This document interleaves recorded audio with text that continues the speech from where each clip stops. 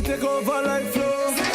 Hey, yo, DJ Bravo, number one. Hey, yo, DJ Bravo, number one. Hey, yo, DJ Bravo, number one. Hey, yo, DJ Bravo.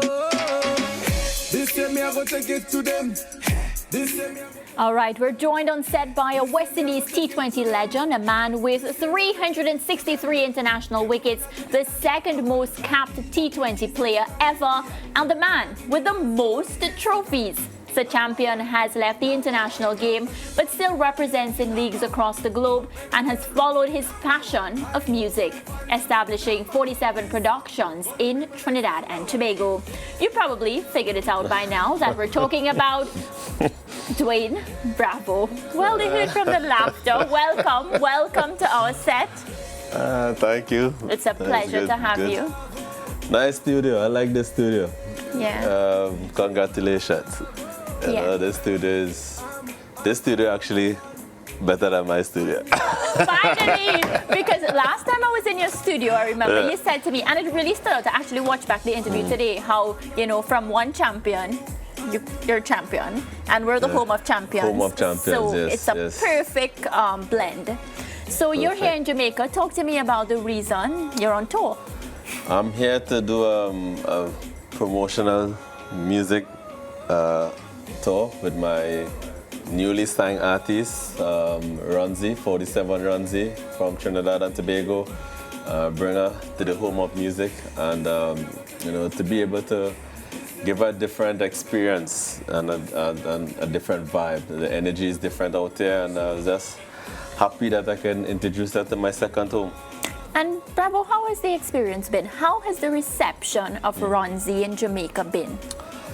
Well, the words coming from her own mouth, she said, "Champ, I never expected this. This is unbelievable. This is like an eye-opener, dream come true for her."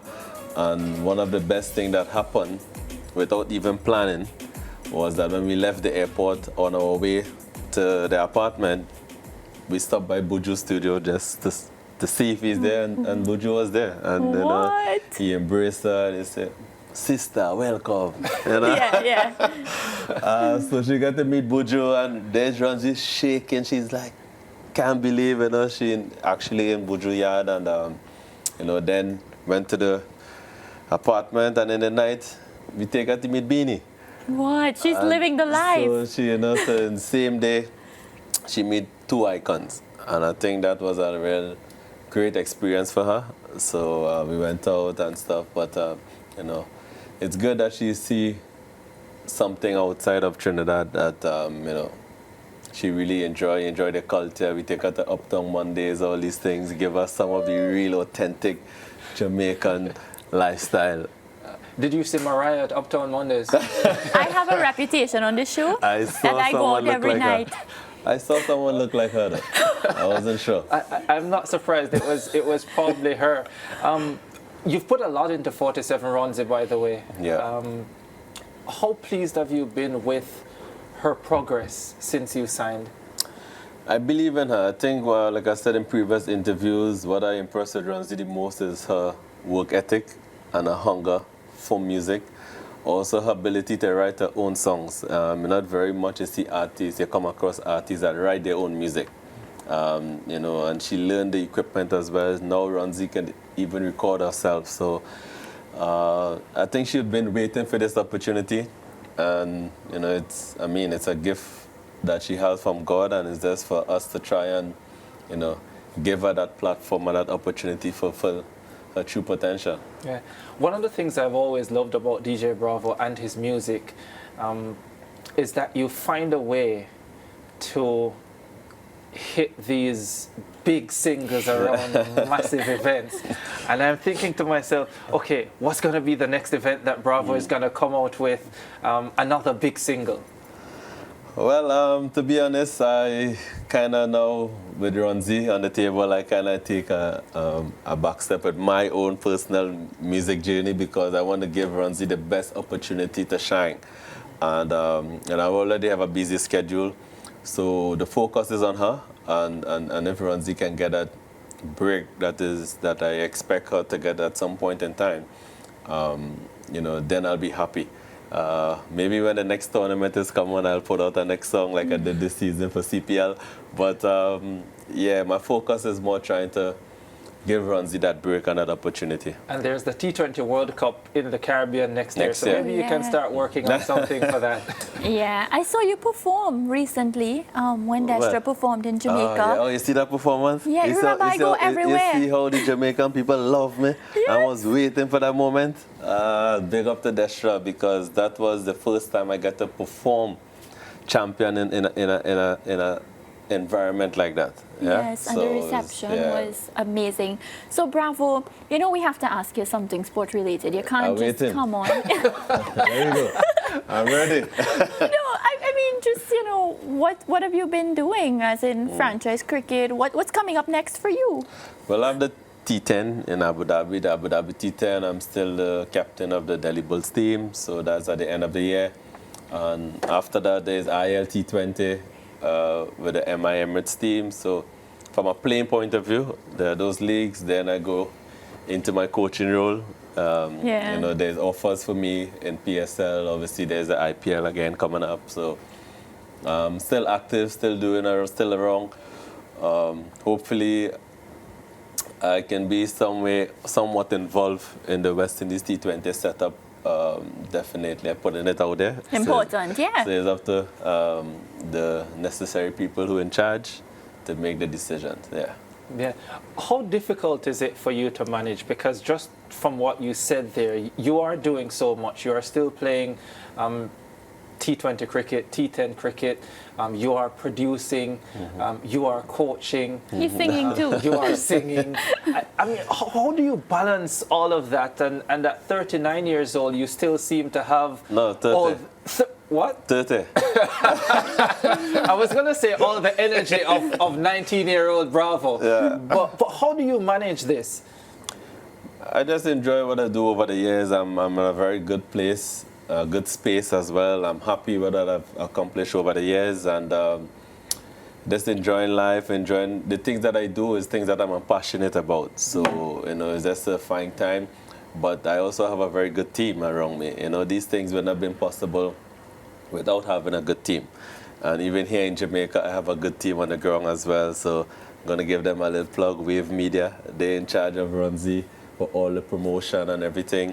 Razor, my brethren from 17 years. Anytime I come to Jamaica, there is that one individual I always go to. So back home, I have my team as well. So again, yes, it's me, it's one part of it, my passion, but I also try to, let my team know my passion and my vision, and we all sit down and plan to see how we can roll it out. You say passion and team, and I think about your kids, because I absolutely adore the type of dad that you are where those kids are concerned. So talk to us about Bravo, the dad. The daddy. Bravo, the daddy. Laid back. I always try to be there for my kids. It's always challenging, especially with the career that I have, always traveling. And especially the smaller one, he always finds it difficult. Why it is daddy's always going? Why it is daddy don't just play cricket in Trinidad? You don't really understand it fully. It was like that with my daughter as well. So being a professional athlete is very challenging. But at the same time, you're doing the things you love, but they're away from the people you love. But that you have to make it work. And I try to find that balance whenever I'm home. As you can see, my kids is my life, and I just want to make sure and be there for them and provide for them. There is one, I really adore him. He's the famous one. Dwayne. I saw him on your social media. Yeah. He as you say, he's the famous one. We always have some good moments, with him. And my other son lives in Atlanta, so it's always more challenging to spend that much time with him. And my daughter recently moved to Miami. Yeah. You're making this really smooth transition that so many sporting icons struggle to do. Move from professional sport into another career. And you have bridged the gap so beautifully that you are doing both at the same time. I want to get an idea of At what stage did you start thinking about this? Okay, what am I going to do after cricket? How do I make that transition? Yeah, I never wanted to be in a position where you see a lot of players after their career is finished, then they start to think what I'm going to do now. You know, some of them decide to coach, some go into commentary, but the reality shock hit them. You know, they're not sure what they want to do. And like I said, the stuff that I do is things that I'm passionate with.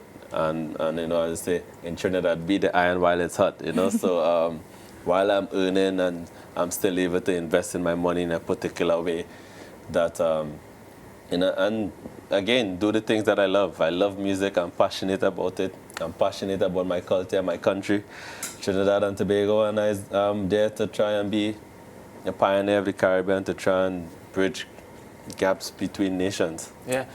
47 Ronzy, you have her now. Is there anyone else on the horizon that Dwayne Bravo will be working with?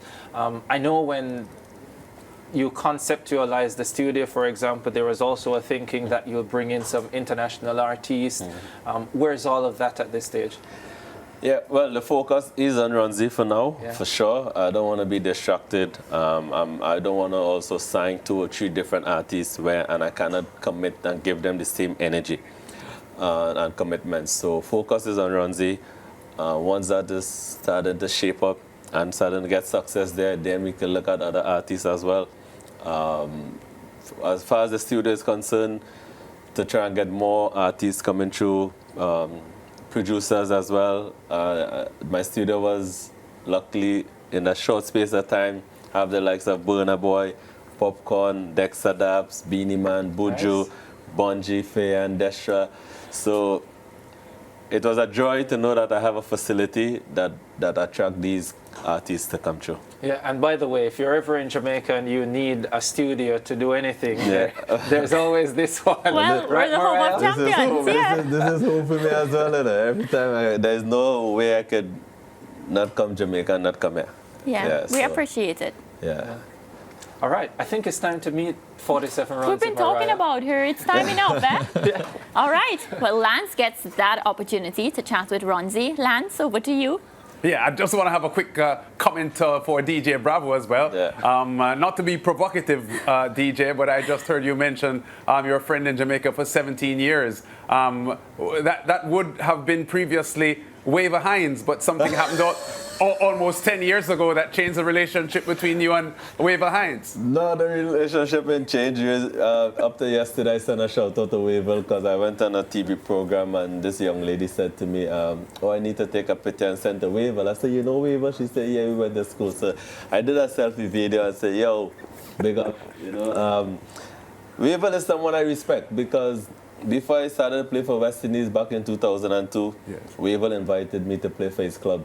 Kensington, Kensington. Yes. I know that history, which is why I just said what I said, yeah. Waver and I will always be good, but some other people, and the other one, yeah. No. All right, Ronzy time. The other one, I want to know who that is. Anyway, DJ, always great talking to you, and great as well talking to your new star, Ronzy.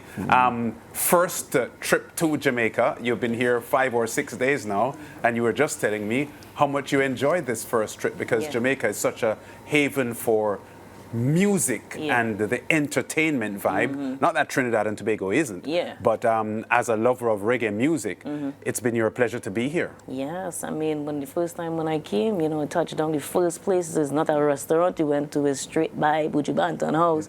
So it's like, you know, it's a nice place, especially for new artists to come in and just see the diversity in music and stuff like that. And we're able to really get a strong dance hall feel, you know, with how the music could be.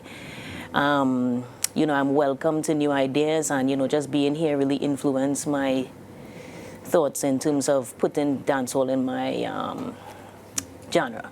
Yeah, the record shows that you dropped into the DJ Bravo camp based on a competition that was staged, and you were so impressive that DJ Bravo wanted to bring you into his studio work and so on.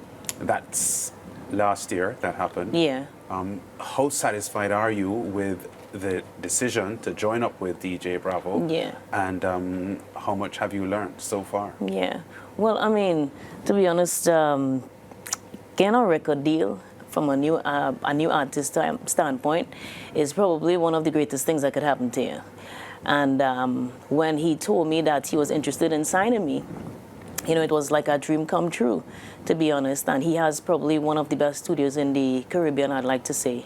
So, you know, being a newly signed artist with him and having his connections and having the people that he respects and people that respect him and his audience, you know, it has been really impactful on my music. So, you know, putting out my new single, I didn't even expect all of this, you know, coming to Jamaica to do promotions and stuff like that.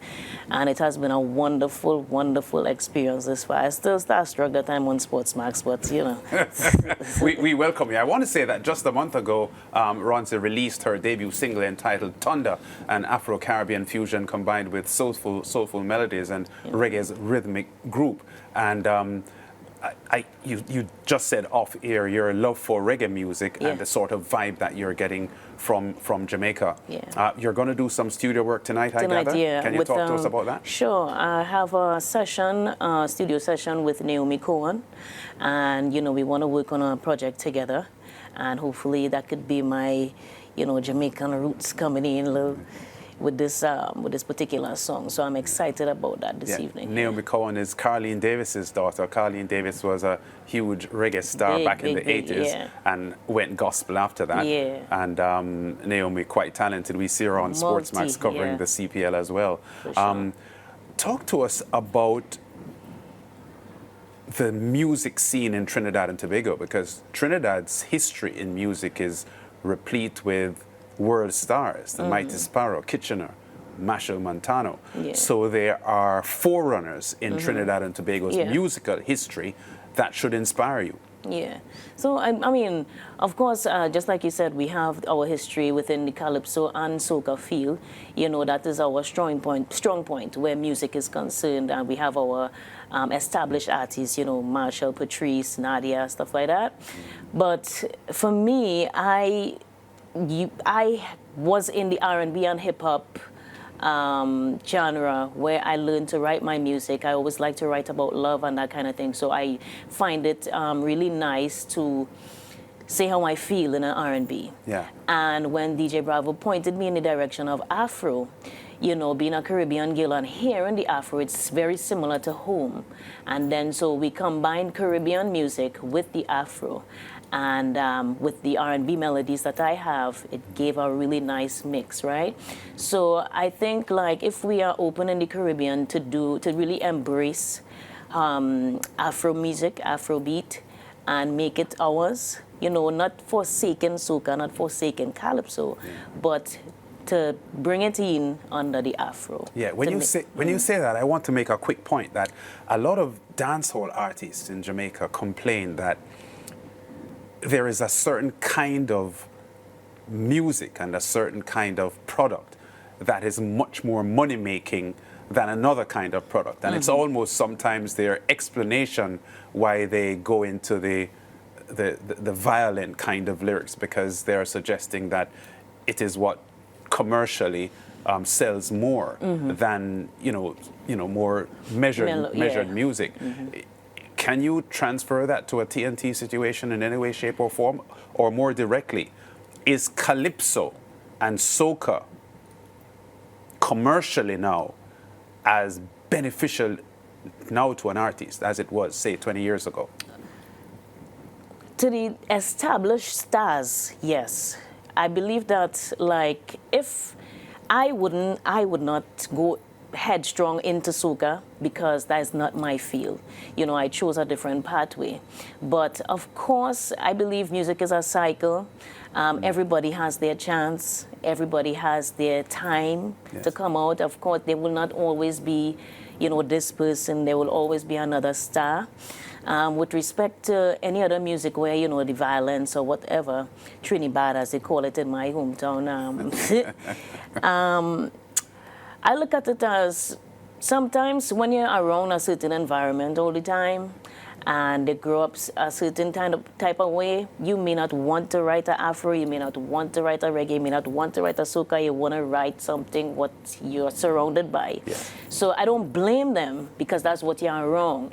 However, the promotion of certain behaviors I would not promote, but apparently it takes them very far, and I rather them do that than be on the streets. Yeah, I agree with you because I saw DJ Bravo on social media recently trying to encourage the youth to stay away from the life of crime because it really is a problem throughout the Caribbean, Trinidad and Tobago and Jamaica more particularly. Now, I heard your big tune Thunder. Yeah, man. I believe our producers will demand that you give us a performance before the show ends, but that will come up a little later on. We're shifting back to the main screen with the champion and Mariah and Ricardo. Yeah. Notice I said the champion and Mariah because Mariah and Ricardo aren't champions. Right. There's one champion on the set. Yes. Lance Whitaker, I cannot believe you went there because I thought you'd say you'd go back to the set with the champions. And leave it there. And just leave it there. I mean, Lance, it's okay if you don't consider yourself a champion, you know, but Mariah and I consider ourselves champions. And we know that DJ Bravo is the original champion. So I don't know what's up with Lance. DJ, we're almost getting out of this segment, but have you had time to watch any of this 50 over World Cup? Well, not sit down and watch it to say watch an entire game, but when I'm getting ready or about to leave or I'm having something to eat, I will definitely glimpse and watch it. So I am aware of what's going on, but I'm not really into it. Yeah. Do you have a favorite? I don't like picking favorites or singling out teams. Unless but it's West Indies. I think, well, West Indies not there. I know, but unless it's us. I think South Africa, India, I will try one of them. All right, DJ Bravo, thanks very much. Guess what? Mariah Ramarak is going to be doing a special dance for DJ Bravo before this show is out. So you will want to stay tuned for that here on the SportsMax Zone. It's Fun Friday. Stay with us. We'll be back with more. DJ Bravo, number one. Hey-o, DJ Bravo, number one. Hey-o, DJ Bravo, number one. Hey-o, DJ Bravo. This year me I go take it to them. This year me I go take it to them. This year me I go take it to them.